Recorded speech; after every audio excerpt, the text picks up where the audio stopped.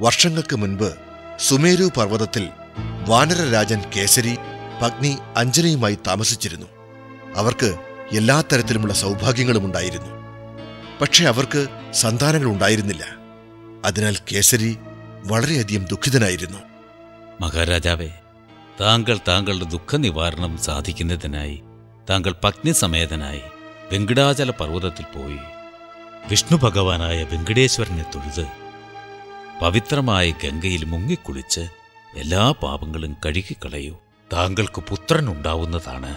മഹർഷിവര്യന്റെ ഉപദേശപ്രകാരം വെങ്കടാചലത്തിൽ ചെന്ന് കേസരിയും പത്നിയും മഹാവിഷ്ണുവിനെ പൂജിച്ചു. കേസരി പൂജാമണി മുഴക്കിയപ്പോൾ വിഗ്രഹത്തിൽ നിന്നും ഒരു പ്രകാശത്തോടെ വിഷ്ണു ഭഗവാൻ പ്രത്യക്ഷനായി. കേസരി, നിങ്ങളുടെ പൂജയിൽ ഞാൻ പ്രസന്നനായിരിക്കുന്നു. നിങ്ങളുടെ ആവശ്യം ഞാൻ സാധിച്ചു തരാം. എത്രയും പെട്ടെന്ന് നിങ്ങൾക്ക് വീരനും തേജസ്വിയുമായ ഒരു പുത്രൻ ജനിക്കുന്നതാണ്. അവന്റെ കഴിവുകളാൽ അവൻ ഈ ലോകത്തിന്റെ മുഴുവൻ ആരാധനാപാത്രമാവും. കുറച്ചു ദിവസങ്ങൾക്ക് ശേഷം മഹാരാജാവിന്റെയും റാണിയുടെയും ആഗ്രഹം സാക്ഷാത്കരിക്കപ്പെട്ടു. അവർക്കൊരു തേജസ്വിയായ പുത്രൻ ജനിച്ചു. രാജ്യത്തിലെങ്ങും സന്തോഷം കളിയാടി. ദിവസങ്ങൾ കടന്നുപോയി. ഹനുമാൻ ബാല്യാവസ്ഥയിലെത്തി. അസഹ്യമായ വിശപ്പനുഭവപ്പെട്ട ഒരു ദിവസം സൂര്യദേവൻ ഏതോ ഒരു പഴമാണെന്ന് കരുതി അത് തിന്നുന്നതിനു വേണ്ടി ഹനുമാൻ തന്റെ യാത്ര ആരംഭിച്ചു. ഈ പഴം ഞാൻ ഇതിനു മുൻപ് ശ്രദ്ധിച്ചില്ലല്ലോ. നല്ല സ്വാദുള്ള പഴമാണെന്ന് തോന്നുന്നു. എനിക്ക് എന്തായാലും ഇത് രുചിച്ചു നോക്കണം.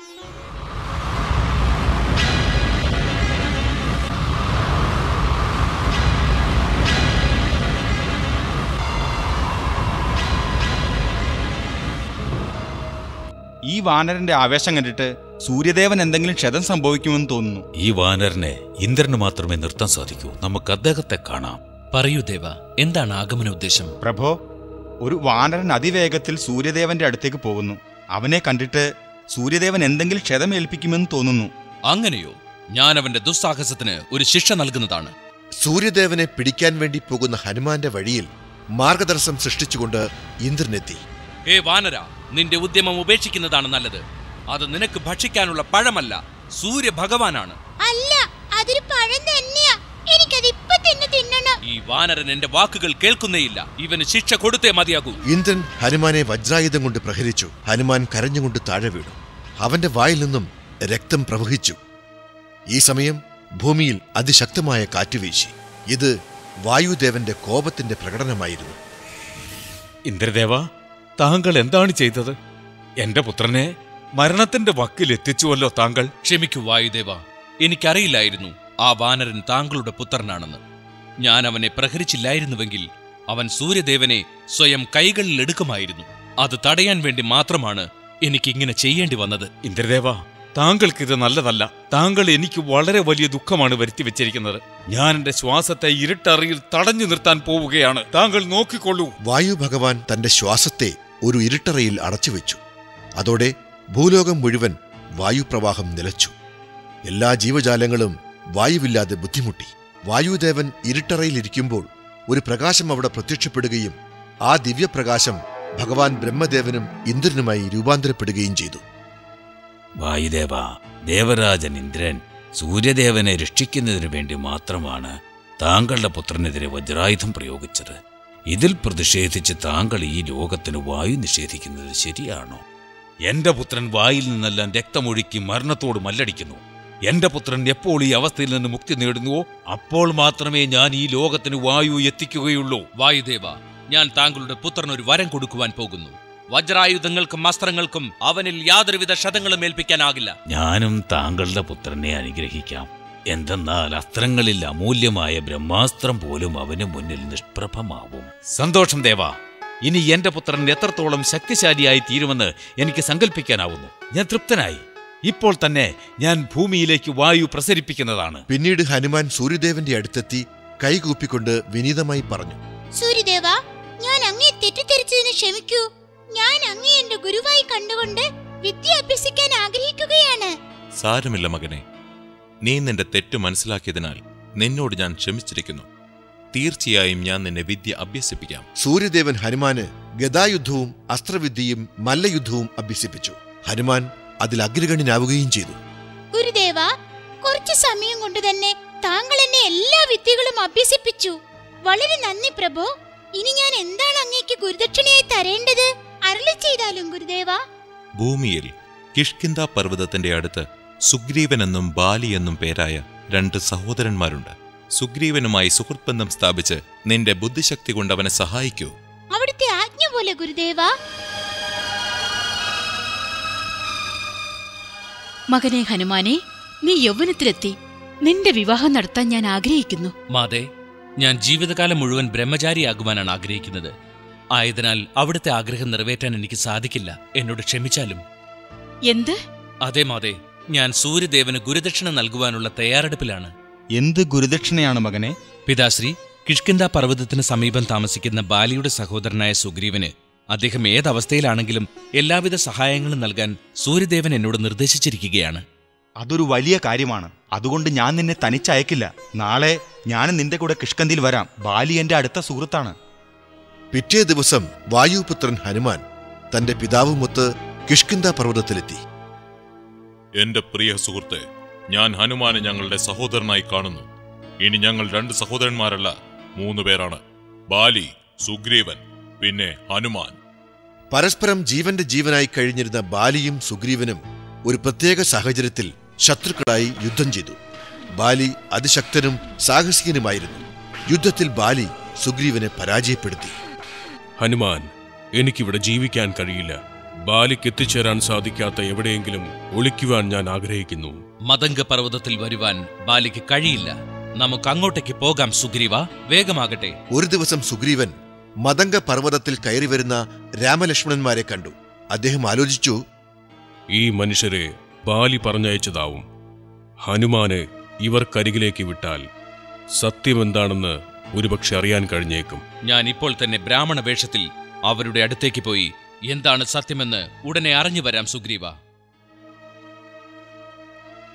സഹോദരന്മാരെ, സത്യത്തിൽ നിങ്ങൾ ആരാണ്? സന്യാസി വേഷത്തിൽ ഇതുവരെ ആരും അമ്പും വില്ലും ധരിച്ചതായി ഞാൻ കണ്ടിട്ടേയില്ല. ദേവ, ഞാൻ അയോധ്യാപതി ദശരഥന്റെ പുത്രൻ രാമനാണ്. ഇതെന്റെ ഇളയ സഹോദരൻ ലക്ഷ്മണനാണ്. ദൈവമേ, ഞാൻ താങ്കളെ കണ്ടുമുട്ടി. പക്ഷേ ഈ ബ്രാഹ്മണ വേഷത്തിൽ എന്തിനാണ് അങ്ങ് അലയുന്നതെന്ന് ഈ ഉള്ളവൻ അറിയേണ്ടിയിരിക്കുന്നു. അല്ല, അങ്ങ് എന്തു ചെയ്യാനാണ് പ്രഭോ ഇവിടേക്ക് വന്നിരിക്കുന്നത്? എന്റെ പത്നി സീതയും ഞങ്ങളുടെ കൂടെ ഉണ്ടായിരുന്നു. പക്ഷെ ദുഷ്ടനായ രാവണൻ അവളെ അപഹരിച്ചു കൊണ്ടുപോയി. പക്ഷിരാജാവ് ജടായു പറഞ്ഞു, സീതാദേവിയെ കണ്ടുപിടിക്കാൻ വാനര രാജാവ് സുഗ്രീവനുമായി സൗഹൃദബന്ധം സ്ഥാപിക്കണമെന്ന്. ഞങ്ങൾ ഈ പർവ്വതത്തിൽ അദ്ദേഹത്തെ തേടുകയാണ്. എന്നോട് ക്ഷമിച്ചാലും പ്രഭോ, എനിക്ക് അങ്ങേ മനസ്സിലായില്ല. എന്റെ സുഹൃത്ത് സുഗ്രീവന്റെ സുരക്ഷയെ മാനിച്ച് അങ്ങ് ആരാണെന്നറിയാൻ വേണ്ടി വേഷം മാറി വന്നതാണ് ഞാൻ.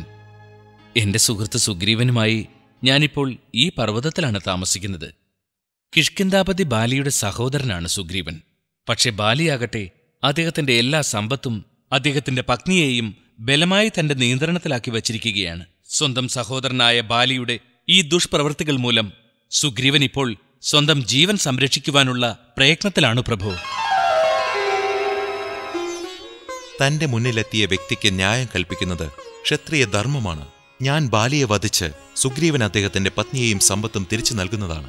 അവർ ആദ്യം സുഗ്രീവൻ എവിടെയുണ്ടെന്ന് ബാലിയെ അറിയിച്ചു. ബാലി മതംഗ പർവ്വതത്തിലെത്തുകയും സുഗ്രീവനുമായി യുദ്ധത്തിലേർപ്പെടുകയും ചെയ്തു.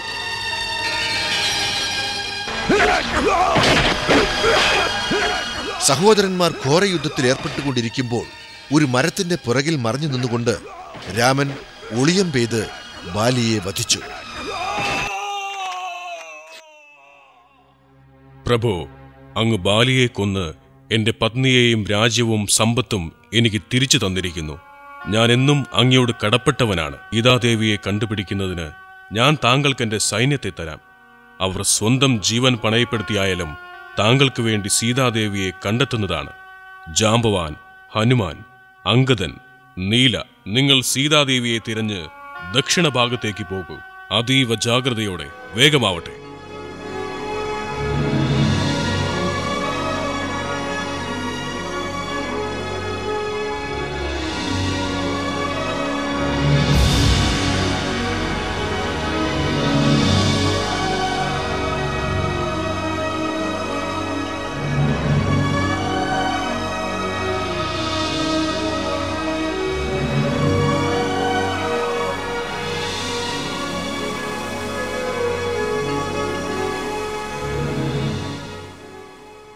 എന്റെ പേര് സമ്പാദി എന്നാണ്. ഞാൻ ഈ സമുദ്രതീരത്തേക്ക് വരുന്ന എല്ലാ ജീവികളെയും കൊന്നു തിന്നുന്നതാണ്. എന്ത് നീച പ്രവൃത്തിയാണ് നീ ചെയ്യുന്നത്? ആ ജടായു മാതാ സീതാദേവിയെ രാവണനിൽ നിന്ന് രക്ഷിക്കാൻ ശ്രമിച്ച് സ്വന്തം ജീവൻ വരെ വെടിഞ്ഞിരിക്കുന്നു. എന്താണ് പറഞ്ഞത്? ജടായു മരിച്ചെന്നോ? അതെ.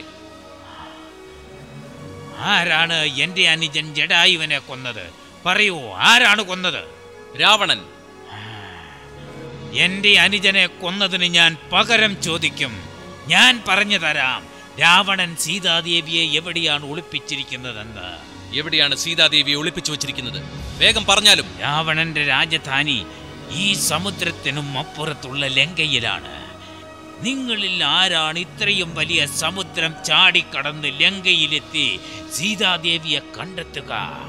ഹനുമാൻ, നിനക്ക് ഈ കാര്യം ചെയ്യാൻ സാധിക്കും. നീ പോകൂ. ഒരു ഋഷിവര്യന്റെ ശാപത്താൽ പവനപുത്രൻ തന്റെ ശക്തി മറന്നുപോയിരുന്നു. എന്നാൽ ജാംബവാൻ ഹനുമാന്റെ ശക്തികളെക്കുറിച്ച് വർണ്ണിച്ച് ഓർമ്മപ്പെടുത്തിയപ്പോൾ ഹനുമാൻ ഭഗവാൻ രാമന്റെ നാമം ഉറക്കെ വിളിച്ചുകൊണ്ട് സമുദ്രത്തിന് കുറുകെ ചാടി.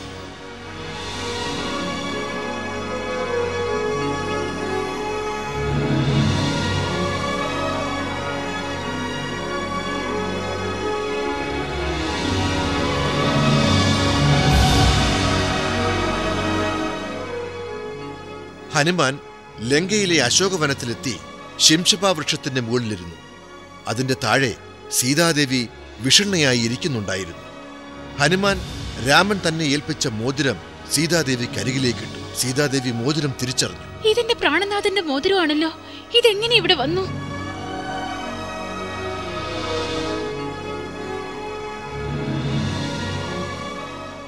സീതാദേവിയുടെ വിഷമം കണ്ട് ഹനുമാൻ അടുത്തേക്ക് ചെന്നു. പ്രണാമം ദേവി. ഇതുവരെ താങ്കളെ എന്റെ സ്വാമിയുടെ കൂടെ ഞാൻ കണ്ടിട്ടില്ല. സത്യം പറയൂ, നീ രാവണന്റെ കൂട്ടാളിയാണോ? ഭവതി എന്നെ വിശ്വസിച്ചാലും ഞാൻ ശ്രീരാമദേവന്റെ സേവകനാണ്. അവിടത്തേക്ക് ശ്രീരാമദേവന് കൈമാറാൻ എന്തെങ്കിലും സന്ദേശമുണ്ടെങ്കിൽ തന്നാലും മാതേ. പുത്ര, എന്റെ സ്വാമിയോട് ചെന്ന് പറയൂ, എത്രയും പെട്ടെന്ന് വന്ന് ഈ രാവണന്റെ കരങ്ങളിൽ നിന്ന് എന്നെ രക്ഷിക്കാൻ. മാതേ, എനിക്ക് നല്ലപോലെ വിശക്കുന്നു. മാതാവ് സമ്മതിക്കുകയാണെങ്കിൽ ഞാൻ ഈ മരങ്ങളിൽ നിന്ന് പഴങ്ങൾ പറിച്ചു തിന്ന് വിശപ്പടക്കട്ടെ. അങ്ങനെയാകട്ടെ. ഹനുമാൻ തന്റെ വിശപ്പടക്കിയ ശേഷം മനോഹരമായ ആ പൂന്തോട്ടം തകർത്ത് തരിപ്പണമാക്കി. ഓ, ഈ ദുഷ്ടവാനരന്മാരാണ് നമ്മുടെ അശോകവനം നശിപ്പിച്ചത്. ഭടന്മാരെ, അവരെ കൊല്ലൂ, വേഗം. എന്നാൽ രാക്ഷസന്മാർക്ക് ഹനുമാനെ ഒന്ന് തൊടാൻ പോലും പറ്റിയില്ല. ശക്തനായ ഹനുമാൻ രാക്ഷസപ്പടയെ ചിന്നാഭിന്നമാക്കി. ഉടൻ തന്നെ ഈ വാർത്ത രാവണന്റെ ചെവിയിലുമെത്തി. എന്താ നാം കേൾക്കുന്നത്? ഒരു വാനരൻ നമ്മുടെ അശോകവനം നശിപ്പിച്ചെന്നോ? ഞങ്ങൾ അവനെ ബന്ധിക്കാൻ വളരെയധികം ശ്രമിച്ചു പ്രഭു, പക്ഷേ നിങ്ങളെല്ലാം വെറും ഭീരുക്കളാണ്. വെറും ഒരു വാനരനെ പിടിച്ചു കെട്ടാൻ നിങ്ങൾക്കായില്ലെന്നോ? നിങ്ങളെയെല്ലാം വെട്ടി നുറുക്കുകയാണ് വേണ്ടത്. അക്ഷയ, പറഞ്ഞാലും പിതാശ്രീ. എത്രയും വേഗം ആ വാനരനെ ബന്ദിയാക്കി നമ്മുടെ സമക്ഷത്തിൽ കൊണ്ടുവരിക. ആജ്ഞ പോലെ പിതാശ്രീ.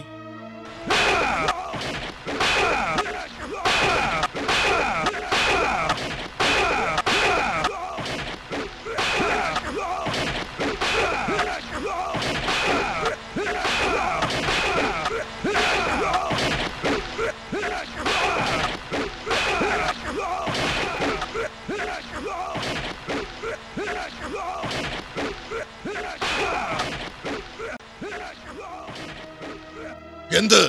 എന്റെ പുത്രനെ വാനരൻ വധിച്ചെന്നോ? നിങ്ങൾ നുണ പറയുകയാണ്. നാം അത് വിശ്വസിക്കില്ല.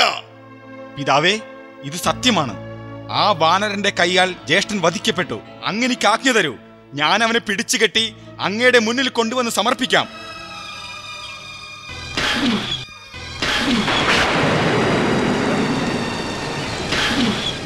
മേഘനാഥൻ അവസാനം ബ്രഹ്മാസ്ത്രം കുരച്ചു. ഞാൻ ഈ അസ്ത്രത്തെ നിഷ്പ്രഭമാക്കിയാൽ ബ്രഹ്മദേവൻ അപമാനമാകും. ഞാനിതിന് കീഴ്പ്പെട്ടാൽ രാവണന്റെ ദർബാറിൽ പോയി അവന്റെ ശക്തി പരീക്ഷിക്കാനുള്ള അവസരം എനിക്ക് ലഭിക്കുകയും ചെയ്യും. അങ്ങനെ ഹനുമാൻ സ്വയം ബന്ദിയായി. രാക്ഷസന്മാർ അദ്ദേഹത്തെ രാവണന്റെ അടുത്തേക്ക് കൊണ്ടുപോയി. എന്താണ് നാം ഈ കാണുന്നത്? ഈ ചെറുവാനരനാണോ നമ്മുടെ അശോകവനം നശിപ്പിച്ചതും നമ്മുടെ പ്രിയപുത്രൻ അക്ഷയനെ വധിച്ചതും? വിശ്വസിക്കാനാവുന്നില്ല. അതേ പിതാശ്രീ, ഈ ചെറിയ വാനരൻ തന്നെ. പറയൂ നീച വാനര, നീ ആരാണ്? എന്തിനാണ് വന്നത്? ഞാൻ ശ്രീരാമദൂതനാണ്. നീ അദ്ദേഹത്തിന്റെ പത്നി സീതാദേവിയെ മോഷ്ടിച്ചു കൊണ്ടുവന്നിരിക്കുകയാണ്. എന്ത്? നീ വനവാസി ശ്രീരാമന്റെ ദൂതനാണെന്നോ? നീയാണോ നമ്മുടെ ലങ്കാ നഗരത്തിൽ നാശങ്ങൾ വിതച്ചത്? ലങ്കാധിപതി രാവണ, എത്രയും വേഗം സീതാദേവിയെ ലങ്കയിൽ നിന്നും മോചിപ്പിക്കുന്നതാണ് നല്ലത്. ശബ്ദിച്ചു പോകരുത്. എത്രയും വേഗം ഇവന്റെ തലവെട്ടുക. ക്ഷമിക്കണം സഹോദര, ദൂതനെ കൊല്ലുന്നത് യുദ്ധനിയമങ്ങൾക്കെതിരാണ്. മറ്റെന്തെങ്കിലും ഒരു മാർഗം കണ്ടുപിടിക്കുന്നതായിരിക്കും ഉചിതം. എങ്ങനെയാണ് ശിക്ഷിക്കുക? എല്ലാ കുരങ്ങന്മാർക്കും അവരുടെ വാലാണ് മുഖ്യം. ഇവന്റെ വാലിൽ തീ കൊളുത്തി വിടുന്നതാണ് ഇവന് നൽകേണ്ട ഉചിതമായ ശിക്ഷ. ഭടന്മാരെ, ഇവന്റെ വാലിൽ തീ കൊളുത്തി വിടുക. വേഗമാകട്ടെ. ഭടന്മാർ ഹനുമാന്റെ വാലിൽ തീ കൊളുത്തി. ഹനുമാൻ തന്റെ വാലിൽ തീ കത്തിപ്പിടിച്ചപ്പോൾ ബന്ധനങ്ങൾ പൊട്ടിച്ച് ലങ്കാ നഗരം മുഴുവൻ അഗ്നിക്കിരയാക്കി. നിമിഷങ്ങൾക്കുള്ളിൽ ലങ്കാ നഗരം കത്തിയമർന്നു.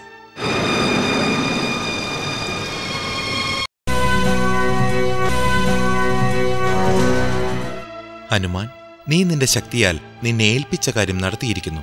ലക്ഷ്മണനും ഭരതനും ശത്രുഘ്നനും എന്റെ മനസ്സിൽ എന്താണോ സ്ഥാനം, അതേ സ്ഥാനം ഇന്നു മുതൽ നിനക്കുമുണ്ടായിരിക്കും. അല്ലയോ പ്രഭു, ഞാൻ കൃതാർത്ഥനായി. നിന്റെ അഭിപ്രായം കേട്ട് ആ വാനരന്റെ വാലിൽ തീ കൊളുത്തിയതാണ് ലങ്കാ നഗരി ഭസ്മമാവാൻ കാരണം. അല്ലെങ്കിൽ ഇതൊന്നും ഇവിടെ സംഭവിക്കില്ലായിരുന്നു. ക്ഷമിക്കൂ മഹാരാജാവേ, ലങ്കയുടെ ഈ ദുസ്ഥിതിക്ക് കാരണം അതല്ല, മറിച്ച് താങ്കൾ പതിവ്രതയായ സീതാദേവിയെ ദുഷ്ടലക്ഷ്യത്തോടെ ലങ്കയിൽ കൊണ്ടുവന്നതാണ്. അങ്ങ് സീതാദേവിയെ ആദരവോടെ തിരിച്ചയക്കൂ. എങ്കിൽ ലങ്കാനഗരിക്ക് യാതൊരു ആപത്തും സംഭവിക്കുകയില്ല. ഇതെന്റെ വിനീതമായ അപേക്ഷയാണ് മഹാരാജാവേ. നിനക്ക് ലജ്ജയില്ലേ രാക്ഷസ പക്ഷത്ത് നിന്നുകൊണ്ട് ഇങ്ങനെ സംസാരിക്കാൻ? നിനക്ക് രാമനോട് ഇത്രയധികം സ്നേഹമുണ്ടെങ്കിൽ ഉടൻ തന്നെ നീ ചെന്ന് രാമന്റെ പക്ഷത്ത് ചേർന്നുകൊള്ളുക. താങ്കൾ എന്റെ ജ്യേഷ്ഠ സഹോദരനാണ്. താങ്കൾക്ക് ദുസ്ഥിതി വരുന്നത് കാണാൻ ആഗ്രഹമില്ലാത്തത് കൊണ്ടാണ് ഇപ്രകാരം പറഞ്ഞത്. മതി. എനിക്കും ലങ്കയ്ക്കും ദുസ്ഥിതിയും അപമാനവും വരുത്തിവെച്ച ആ ദുഷ്ടവാനരനെ നാം നശിപ്പിച്ചേ അടങ്ങൂ. നിനക്ക് വേണമെങ്കിൽ ആ വനവാസിയുടെ അടുത്തേക്ക് പോകാം. വേഗമാകട്ടെ.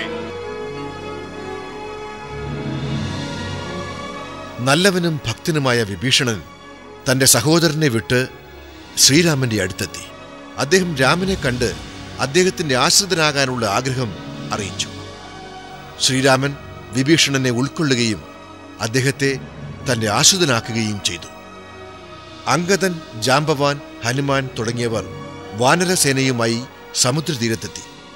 ആ സമയം ശ്രീരാമൻ ഒരു പാറയിലിരുന്ന് സമുദ്രദേവനോട് ലങ്കയിലേക്കൊരു വഴി കാണിച്ചു തരുവാൻ വേണ്ടി പ്രാർത്ഥിച്ചു.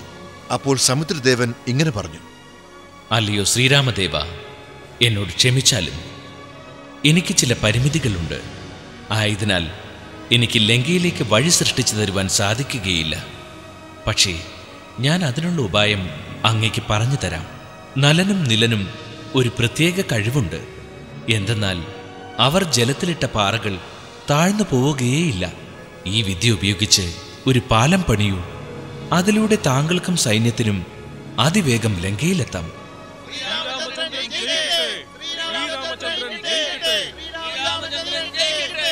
അങ്ങനെ അവർ ലങ്കയിലേക്കുള്ള പാലത്തിന്റെ നിർമ്മാണം ആരംഭിച്ചു. ശ്രീരാമചന്ദ്രൻ ജയിക്കട്ടെ! ശ്രീരാമചന്ദ്രൻ ജയിക്കട്ടെ! ശ്രീരാമചന്ദ്രൻ ജയിക്കട്ടെ! നാം എന്തായാലും രാവണന് ഒരവസരം കൂടി നൽകാൻ ആഗ്രഹിക്കുന്നു. ഒരാൾ ശാന്തി ദൂതുമായി രാവണന്റെ അടുത്തേക്ക് ചെല്ലണം. എനിക്ക് തോന്നുന്നത് ദൂതുമായി അംഗദൻ രാവണന്റെ അടുത്തേക്ക് പോകുന്നതാണ് ഉചിതമെന്നാണ്. എന്തെന്നാൽ അവന്റെ പിതാവ് ബാലി രാവണന്റെ മിത്രമാണ്. രാക്ഷസ രാജാവേ, ഞാൻ താങ്കളുടെ സുഹൃത്ത് ബാലിയുടെ മകൻ അംഗദനാണ്. ഞാൻ ശ്രീരാമ സന്ദേശവുമായാണ് ഇവിടെ എത്തിയിരിക്കുന്നത്. എന്ത് സന്ദേശമാണ് കൊണ്ടുവന്നിരിക്കുന്നത്? ശ്രീരാമദേവൻ യുദ്ധം ചെയ്ത് പാവം ജനങ്ങൾക്ക് ബുദ്ധിമുട്ടുണ്ടാക്കുവാൻ ആഗ്രഹിക്കുന്നില്ല. അതിനാൽ താങ്കൾ സീതാദേവിയെ തിരിച്ചേൽപ്പിക്കുവാൻ ആവശ്യപ്പെട്ടുകൊള്ളുന്നു. അസംഭാവ്യം! താങ്കൾ അവനോട് പറയൂ, സീതാദേവിയെ കൊണ്ടുപോകാനുള്ള ആഗ്രഹം ഉപേക്ഷിച്ച് എത്രയും വേഗം സ്ഥലം വിടാൻ. അല്ലെങ്കിൽ നമ്മുടെ കൈകൊണ്ട് അവന്റെ അവസാനമായിരിക്കും ഉണ്ടാവുക. രാക്ഷസ രാജാവേ, താങ്കൾക്ക് ശ്രീരാമദേവന്റെ ശക്തി എന്താണെന്ന് അറിയില്ല. ആ കൈകളിൽ നിന്ന് രക്ഷപ്പെടാമെന്ന് വ്യാമോഹിക്കുകയും വേണ്ട. പ്രഭോ, രാവണന്റെ നാശം അടുത്തിരിക്കുന്നു. അവൻ ശാന്തിയല്ല ആഗ്രഹിക്കുന്നത്, യുദ്ധമാണ്. ഭഗവാൻ ശ്രീരാമചന്ദ്രൻ ജയിക്കട്ടെ! ഭഗവാൻ ശ്രീരാമചന്ദ്രൻ ജയിക്കട്ടെ! പിറ്റേന്ന് മുതൽ രാക്ഷസ സൈന്യവും വാനര സൈന്യവും തമ്മിൽ യുദ്ധം ആരംഭിച്ചു. രാക്ഷസ സൈന്യം നയിച്ചത് മേഘനാഥനും വാനര സൈന്യം നയിച്ചത് ലക്ഷ്മണനുമായിരുന്നു. രണ്ട് ധീരന്മാരും തങ്ങളുടെ ശക്തികൾ പ്രദർശിപ്പിച്ചുകൊണ്ടേയിരുന്നു.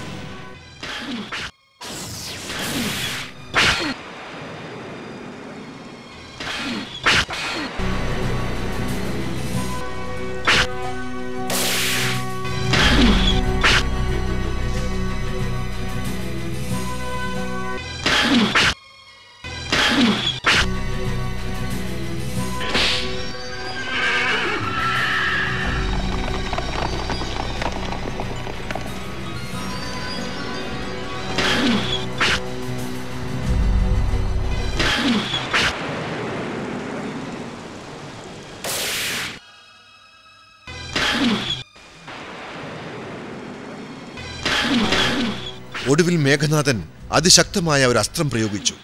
ലക്ഷ്മണൻ ഉടനെ തന്നെ ബോധം കെട്ട് നിലത്ത് വീണു.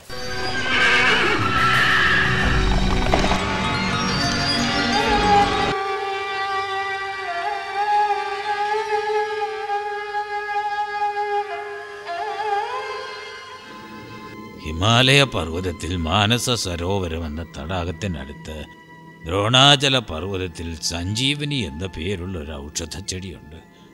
അതിൻ്റെ ഇലകൾ എത്രയും പെട്ടെന്ന് കൊണ്ടുവന്ന് ലക്ഷ്മണന് കൊടുത്താൽ അദ്ദേഹം സുഖം പ്രാപിക്കും. ഇതിന് എന്തെങ്കിലും വിഘ്നം സംഭവിച്ചാൽ ലക്ഷ്മണന്റെ ജീവൻ നഷ്ടമാവുകയും ചെയ്യും.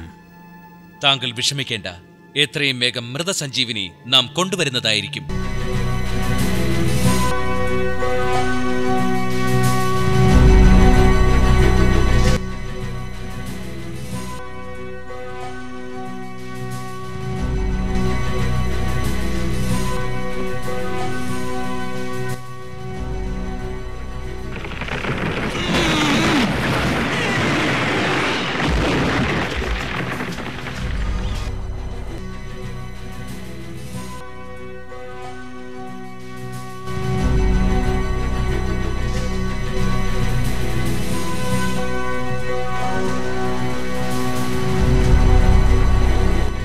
നോക്കൂ, ഹനുമാൻ വരുന്നത് നോക്കൂ. ജയ് ഹനുമാൻ, ജയ് ഹനുമാൻ.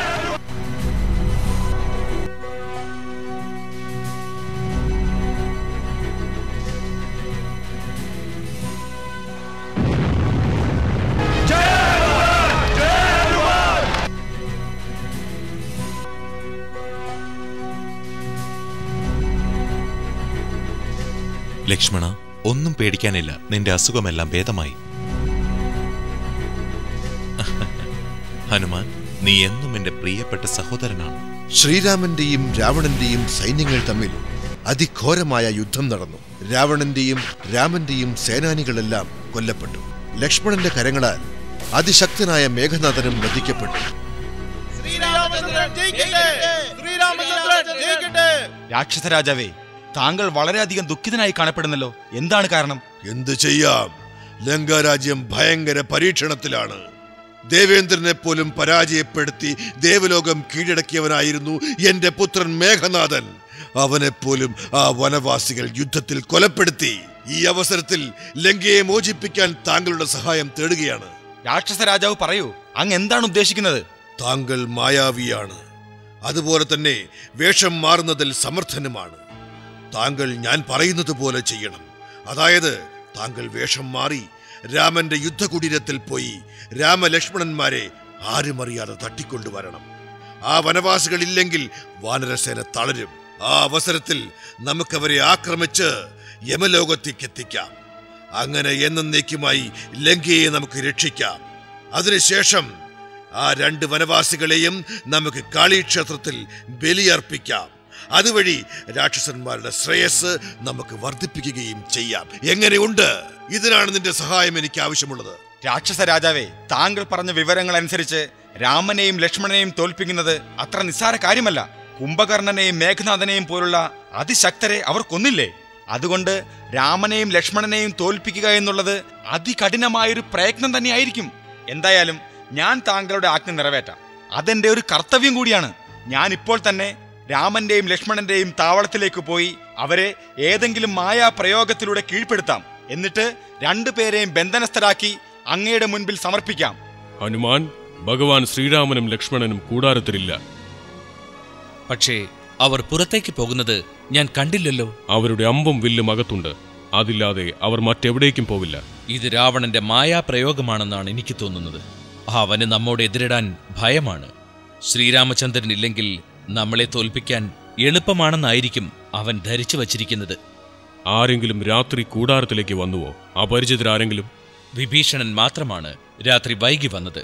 അദ്ദേഹം അതുവരെ സമുദ്രതീരത്ത് ധ്യാനത്തിലിരിക്കുകയായിരുന്നു എന്നാണ് പറഞ്ഞത്. എങ്കിൽ വിഭീഷണന്റെ അടുത്തേക്ക് പോകാം. അദ്ദേഹത്തിന് മാത്രമേ ഇതെന്താണെന്ന് പറയുവാൻ സാധിക്കൂ. താങ്കൾ എന്തുകൊണ്ടാണ് രാത്രി വൈകി കൂടാരത്തിലേക്ക് എത്തിയത്? പറഞ്ഞാലും. ഇല്ല, ഞാൻ വൈകിട്ടില്ല.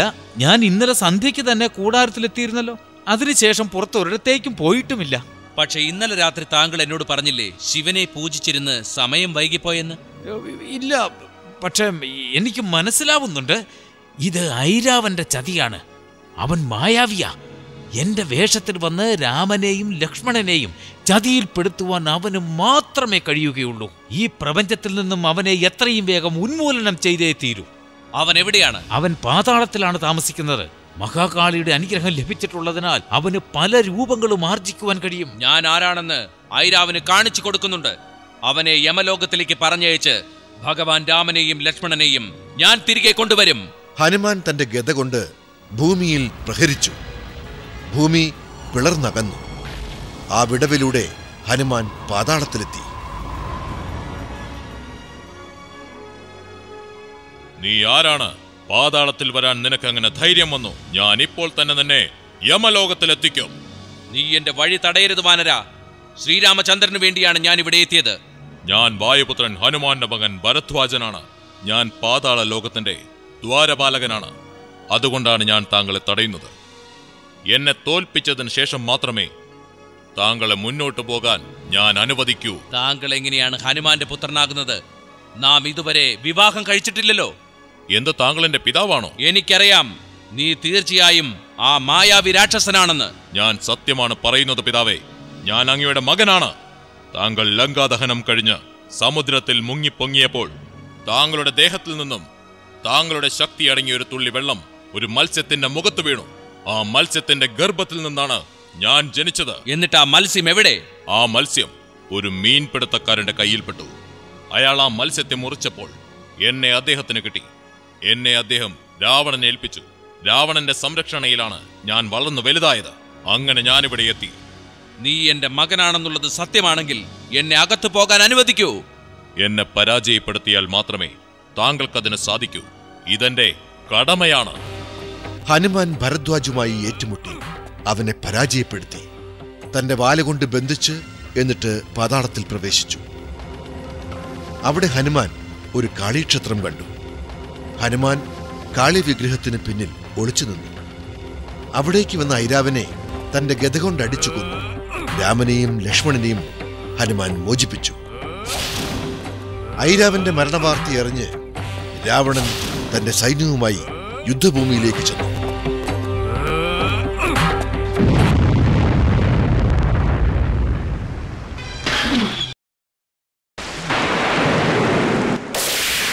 ഹേ വാനര, നാം നിന്നെ വെറുതെ വിടുകയില്ല.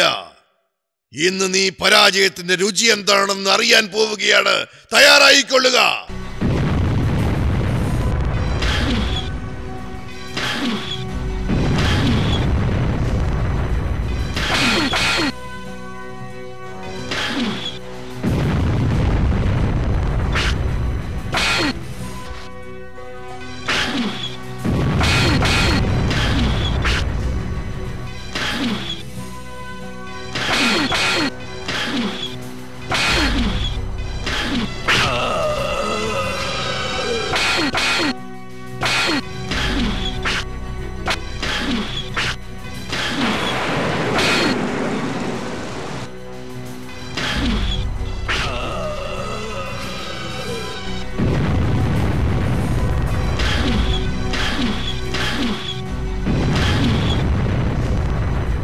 പ്രഭോ, അവനെ ഈ വിധത്തിൽ കൊല്ലാൻ സാധിക്കില്ല. കാരണം അവനൊരു വരം ലഭിച്ചിട്ടുണ്ട്. അവനെ കൊല്ലാൻ അഗ്നിബാണങ്ങൾ കൊണ്ട് മാത്രമേ സാധിക്കൂ. അവയുപയോഗിച്ച് അവനെ ഭസ്മമാക്കിയാലും